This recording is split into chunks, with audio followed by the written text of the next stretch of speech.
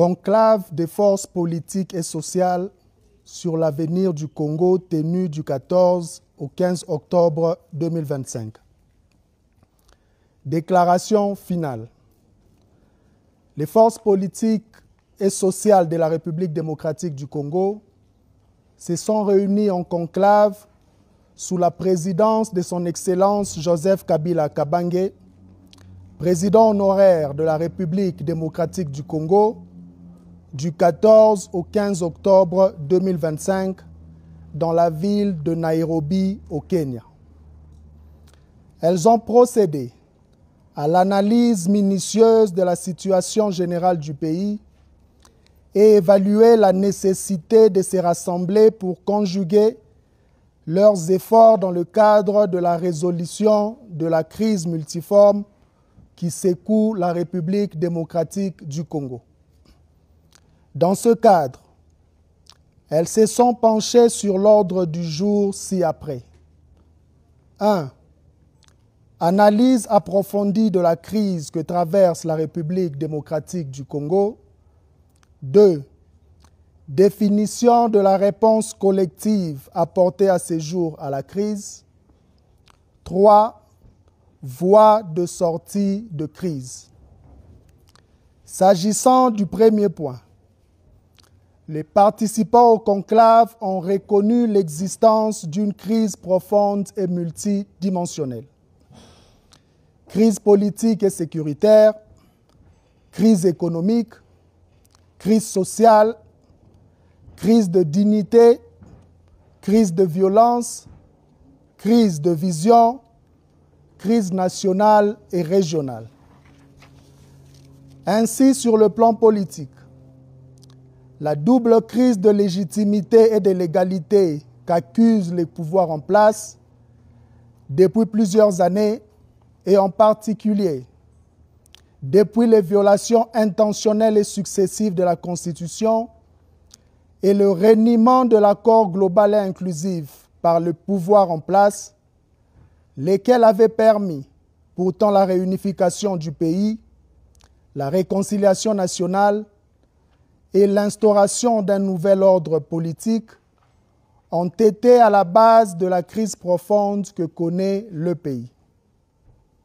Cette crise s'est aggravée par la guerre et la violence qui sévissent dans la partie est et ouest du pays, et plus particulièrement aussi avec la forfaiture électorale de 2023 qui a donné lieu à un rétrécissement de l'espace politique, à une marche rétrograde quant aux acquis démocratiques, ainsi qu'à la désarticulation des équilibres institutionnels et sécuritaires chèrement obtenus.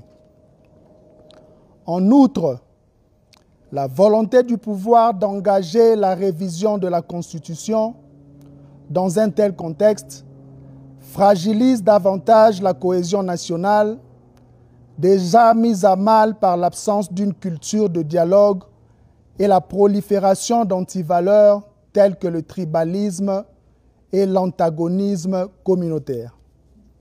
Enfin, le refus du pouvoir de s'inscrire dans la dynamique de dialogue inclusif telle que proposée par la CENCO et les CC, soutenue par le peuple congolais et la communauté internationale, ne laisse pas d'ouverture à la résolution de la crise multiforme que connaît le pays. Sur le plan économique, la gouvernance publique enregistre des contre-performances qui éloignent le pays de toute perspective de progrès et de développement. Les participants ont de ces faits déploré l'instabilité du cadre macroéconomique, alimenté par des politiques irrationnelles, fondées essentiellement sur une propension à la prédation et à la corruption. Plus particulièrement, la gouvernance caractérisée par des finances publiques déficitaires de façon chronique assombrit le quotidien et les perspectives de la République démocratique du Congo, avec pour conséquence d'hypothéquer l'avenir des générations futures. Sur le plan social, À l'image du dernier classement du PNUD, pointant la République démocratique du Congo au rang de pays le plus pauvre du monde, la crise se décline en forte dépréciation des indicateurs socio-économiques.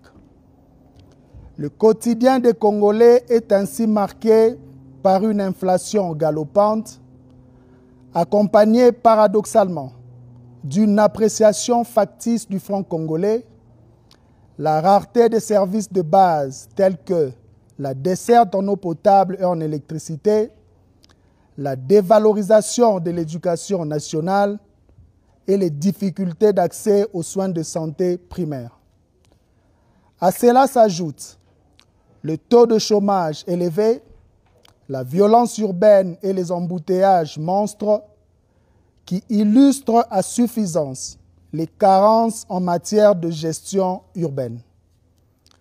En définitive, les participants notent la détérioration de la situation générale du pays et l'incapacité de M. Félix Tshisekedi Tshilombo, nonobstant sa mainmise sur les leviers du pouvoir, à piloter une quelconque politique publique susceptible de répondre aux besoins pressants de notre population, au point que, dans l'imaginaire collectif, seule son incompétence et son irresponsabilité pourraient expliquer de manière singulière toutes les difficultés que traverse notre pays depuis son avènement en janvier 2019.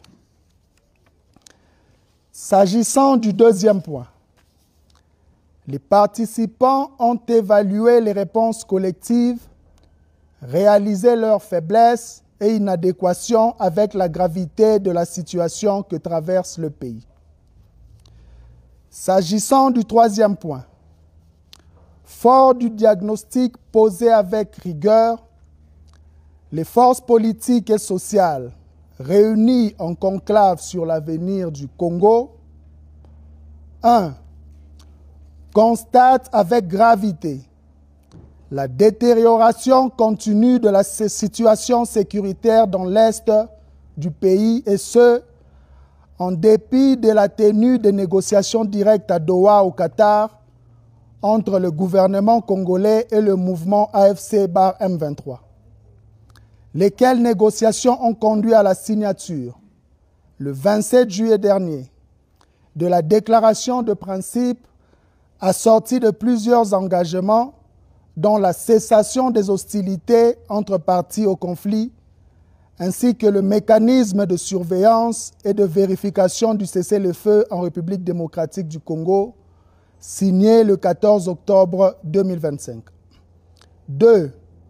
Dénonce avec fermeté la dégradation de la situation sécuritaire dans les provinces de l'Ituri et du Nord Kivu, sous administration militaire dans le cadre de l'état de siège. 3. Expriment leur solidarité et réaffirment leur proximité patriotique à l'endroit de tous les compatriotes victimes de violences de tous ordres dans la partie est de notre pays, dans le Kwango, dans le Kwilu, dans le Mai-Ndombe, ainsi que dans les centres urbains de Kinshasa et du Haut-Katanga. 4. Réitèrent leurs préoccupations quant au contexte politique du pays, marqué notamment par la réinstauration de la dictature, par l'union sacrée convertie en parti unique, le rétrécissement de l'espace démocratique, l'instrumentalisation à outrance de la justice à des fins de règlement des comptes politiques, la confiscation de moyens de l'État à des fins de propagande et de pérennisation d'un pouvoir illégitime, fondamentalement dressé contre le peuple. 5.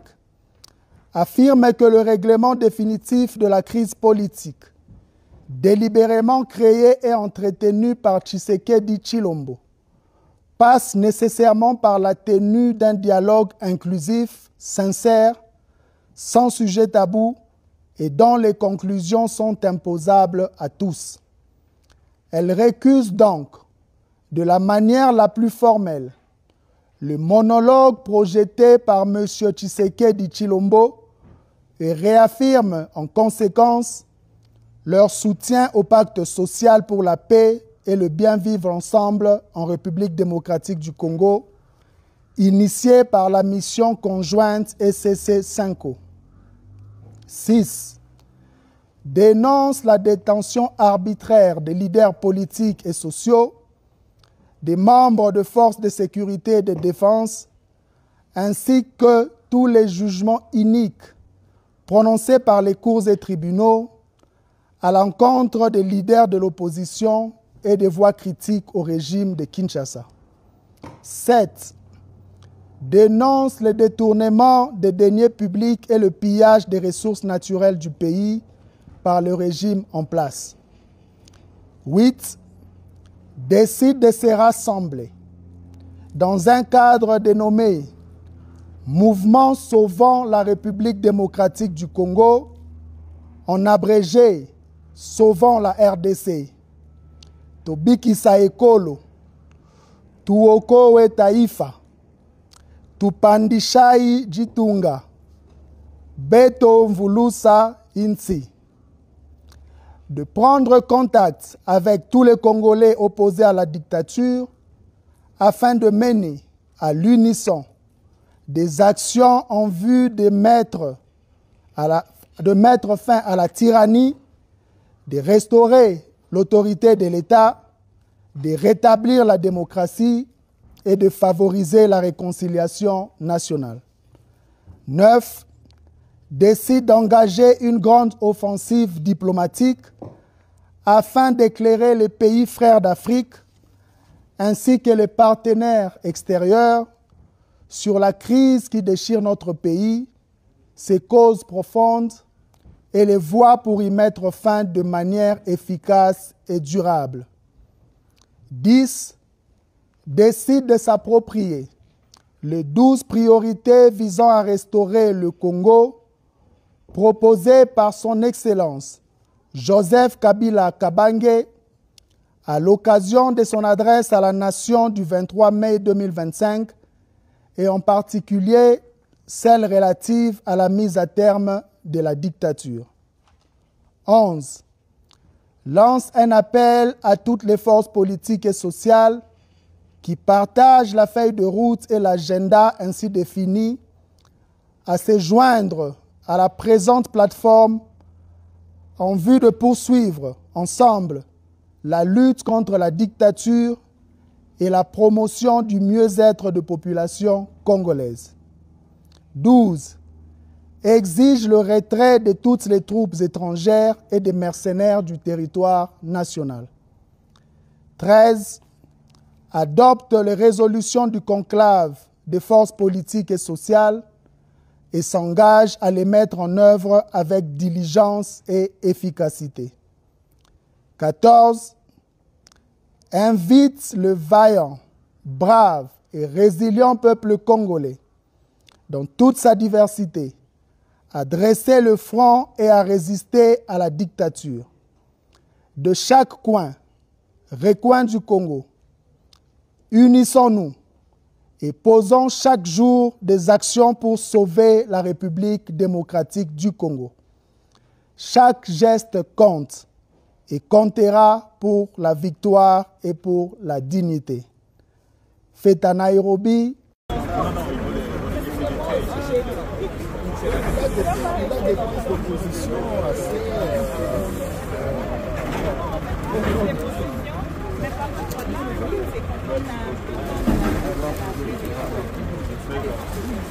Nous avons même perdu un peu ce qu'on appelle en anglais le French fluence. On voit que vous êtes américanisé. Il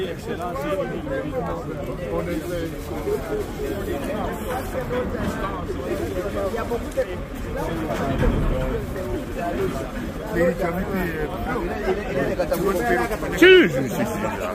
C'est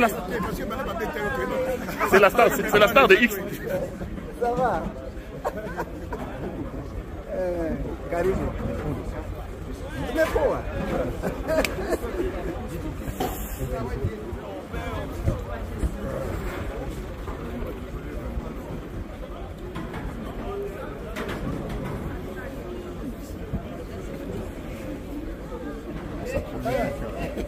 Comment ça va?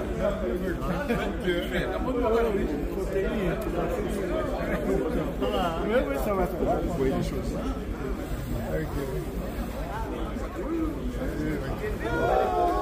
Bouddha. Eh oui. Dans ce pays, il y a eu le grand frère Nangazoya. Il y a Théo. Il y a Théo Nabiso. Voilà. Il y a Théo. Moi, je ne suis pas concerné. Augustin Matata Ponyo, vous venez d'assister à la première journée du conclave de l'opposition. Vous êtes parmi les têtes couronnées quand même de cette opposition dans le pays. Pourquoi avoir accepté cet appel et pourquoi avoir répondu présent à ces conclaves? Bon, c'est une évidence. Aujourd'hui, tout le peuple congolais demande à ce que l'opposition se réunisse. Tout le peuple congolais demande à ce que l'opposition s'exprime. Tout le peuple congolais demande à ce que ces revendications soient exprimées au travers une voix qui est celle du peuple. Et la voix du peuple, c'est la voix de l'opposition.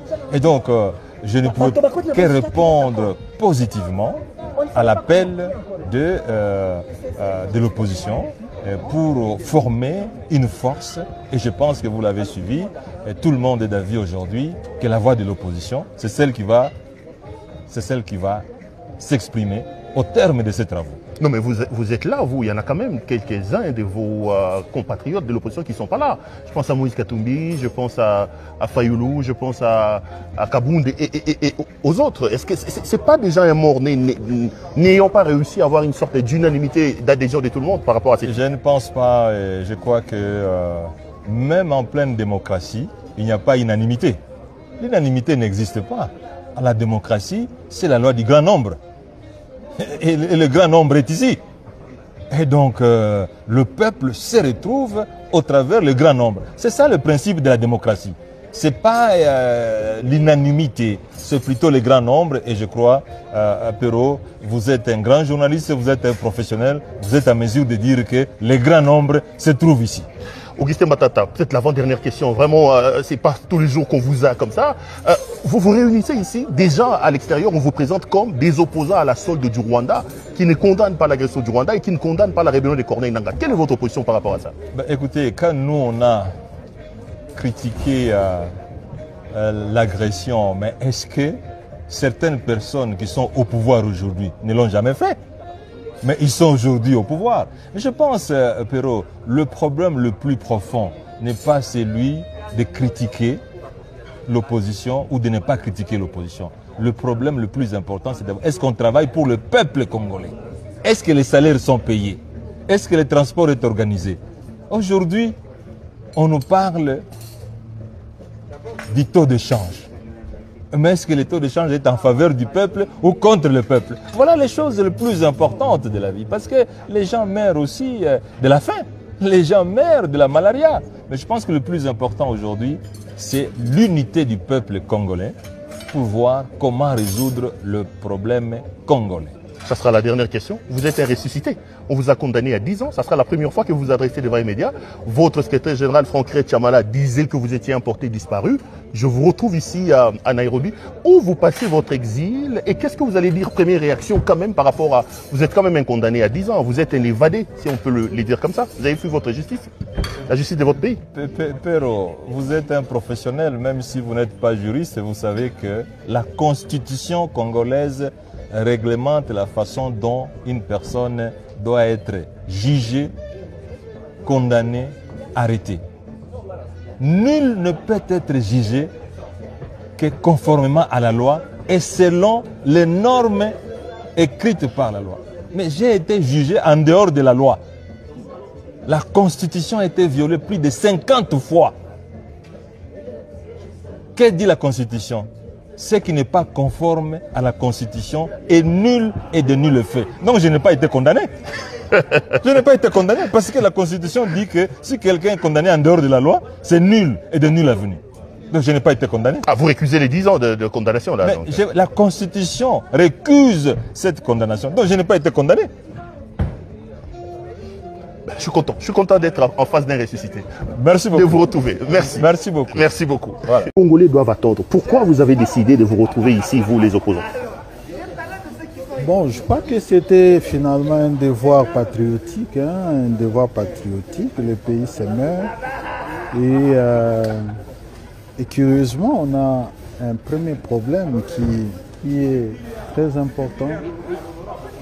Ceux qui gouvernent le pays ne reconnaissent même pas la crise qu'il y a dans le pays et puis, loin encore, ne reconnaissent pas la gravité de cette crise. Rappelez-vous, le président Tshisekedi s'est retrouvé dans un des pays de l'Europe de l'Est où il avait clairement dit qu'il n'y a pas de crise en République démocratique du Congo. Et un de ses collaborateurs avait même dit qu'au Congo, il n'y a même pas de guerre. La guerre, c'est presque à 2000 km de Kinshasa.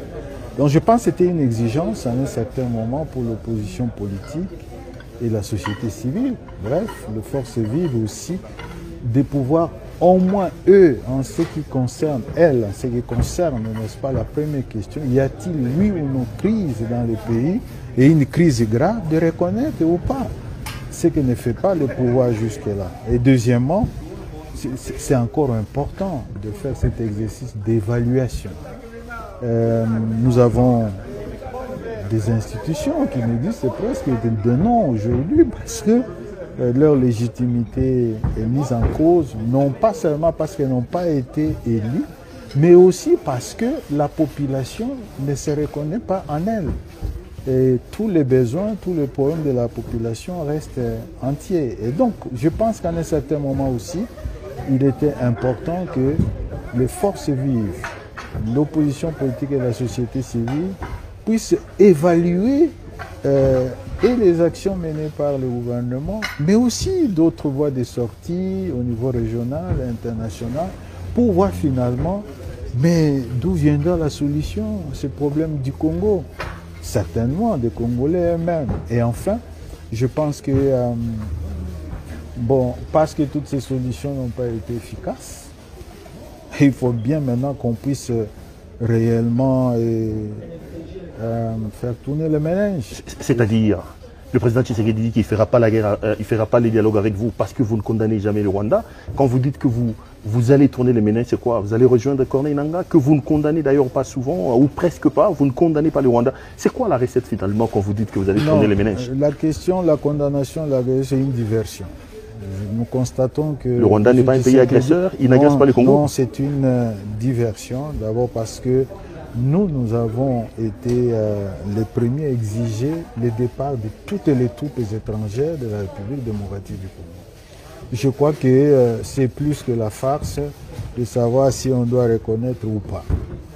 Pourquoi toutes les troupes étrangères de la République démocratique du Congo? Mais c'est parce que le président Tshisekedi occulte une réalité qui fait très mal au pays. Mais dites-moi, la partie nord de la République démocratique du Congo est sous contrôle de quel gouvernement? La partie sud du Sud Kivu, Uvira, Fizi, est sous le contrôle de quel gouvernement? Et lorsque justement on focalise l'attention sur un seul pays, nous disons non, la souveraineté du Congo doit être totale et entière. Donc nous allons au-delà de M. Tshisekedi. La deuxième chose, c'est que M. Tshisekedi a eu l'occasion de faire acter contradictoirement l'agression, la présence des troupes étrangères rwandaises sur le sol congolais. À Washington, devant témoins, lisez les deux accords signés à Washington. L'accord sur les principes fondamentaux et l'accord définitif entre le Rwanda et la RDC. M. Tshisekedi n'a pas fait mentionner que le Rwanda a agressé le Congo. Lisez aussi l'accord de Doha. Mais nulle part, on a fait mentionner que notre pays est victime de l'agression. Alors si lui, qui a la charge du pays, ne fait pas mentionner que le pays est agressé, vous voulez que ce soit qui le fasse? Et enfin, il faut faire très attention. Le pays va très mal. Prenons la dimension sécuritaire, Pérou. On parle beaucoup du Rwanda. Mais une ONG, un consortium d'ONG congolaises et internationales, dénommé Lisanga, vient de sortir un rapport qui vous rappelle mais la situation sécuritaire à l'ouest dans les Bandundu, le Congo central, et même à Kinshasa, ou avec les Mobondo. Mais cette crise a fait 5000 morts aujourd'hui. Qui s'en occupe? Lorsque c'est tout près même de Kinshasa, au fait, dans Kinshasa, Maluku, c'est dans Kinshasa. Mais dites-moi, qui parle de la situation à Ituri? À Ituri, où justement, on ramasse des morts tous les jours. Mais la recette, c'est laquelle? Attendez, ça. Avec le Codeco. Vous savez ce qui est grave? C'est que l'armée considère le Codeco comme c'est supplétif. Alors que tout le monde sait justement tous les méfaits de la Codeco. Dites-moi enfin, ces morts-là de Béni, dus à l'affaire des ADF et consorts, vous vous rappelez que notre pays est sous état de siège depuis combien d'années? Est-ce que vous avez interrogé M. Tshisekedi pourquoi il reconduit cet état de siège alors que jusqu'à aujourd'hui ça n'a pas donné de résultats?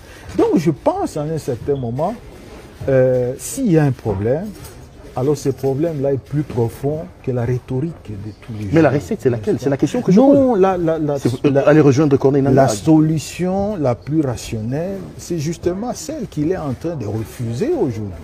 C'est-à-dire un vrai dialogue inclusif et qui devait permettre aux fils et aux filles du pays de reconnaître collectivement la gravité de la crise que connaît le pays et de définir les voies de sortie ensemble.